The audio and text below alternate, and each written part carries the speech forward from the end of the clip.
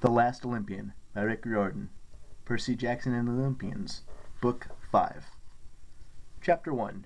I Go Cruising with Explosives. The end of the world started when a Pegasus landed on the hood of my car. Up until then, I was having a great afternoon. Technically, I wasn't supposed to be driving because I wouldn't turn 16 for another week, but my mom and my stepdad, Paul, took my friend Rachel and me to this private stretch of beach on the South Shore, and Paul let us borrow his Prius for a short spin. Now, I know what you're thinking.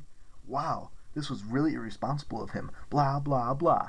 But Paul knows me pretty well.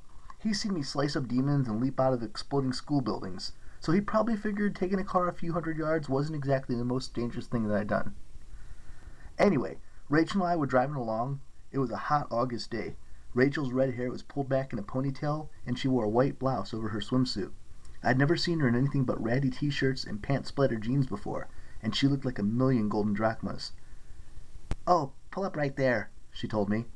We parked on a ridge overlooking the Atlantic. The sea is always one of my favorite places, but today it was especially nice, glittery green and smooth as glass, as though my dad were keeping it calm just for us. My dad, by the way, is Poseidon. He can do stuff like that.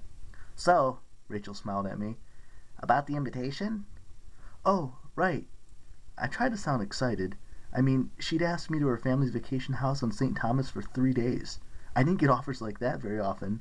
My family's idea of a fancy vacation was a weekend in a rundown cabin on Long Island with some movie rentals and a couple of frozen pizzas. And here, Rachel's folks were willing to let me tag along to the Caribbean. Besides, I seriously needed a vacation. This summer had been the hardest of my life. The idea of taking even a break for a few days was really tempting. Still, something big was supposed to go down any day now. I was on call for a mission. Even worse, next week was my birthday. There was this prophecy that said when I turned 16, bad things would happen. "Percy," she said, "I know the timing's bad, but it's always bad for you, right?" She had a point. "I really want to go," I promised. "It's just the war." I nodded. I didn't like talking about it, but Rachel knew. Unlike most mortals, she could see through the mist, the magic veil that distorts human vision. She'd seen the monsters. She'd met some of the other demigods and gods who were fighting the Titans and their allies. She'd even been there last summer when the chopped-up Lord Kronos rose out of his coffin in his terrible new form, and she'd earned my permanent respect by nailing him in the eye with a blue plastic hairbrush. She put her hand on my arm. "Just think about it, okay? We don't leave for a couple days. My dad—" Her voice faltered. "Is he giving you a hard time?" I asked. Rachel shook her head with disgust.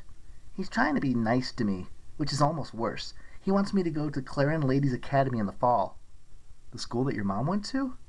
"It's just a stupid finishing school for sorority girls, all the way in New Hampshire. Can you see me in a finishing school?" I admitted the idea sounded pretty dumb. Rachel was into urban arts projects and feeding the homeless and going on protest rallies to save the endangered yellow-bellied sapsucker and stuff like that. I'd never even seen her wear a dress. It was hard to imagine her learning to be a socialite. She sighed.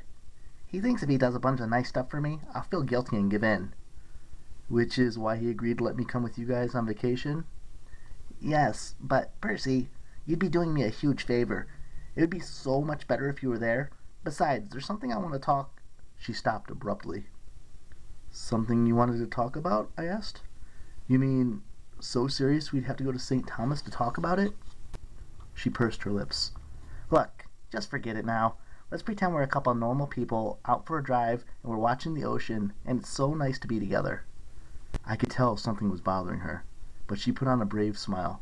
The sunlight made her hair look like fire. We'd spent a lot of time together this summer. I hadn't exactly planned it that way, but the more serious things got at camp, the more I found myself needing to call up Rachel and just get away, just for some breathing room. I needed to remind myself that the mortal world was still out there, away from all the monsters using me as their personal punching bag. "Okay," I said. "Just a normal afternoon and 2 normal people." She nodded. "And so, hypothetically, if these 2 people liked each other, what would it take to get the stupid guy to kiss the girl, huh?" "Oh," I felt like one of Apollo's sacred cows, slow, dumb, and bright red. I can't pretend that I hadn't thought about Rachel. She was so much easier to be around than, well, some other girls I knew. I didn't have to work hard, or watch what I said, or rack my brain trying to figure out what she was thinking. Rachel didn't hide much. She let you know how she felt.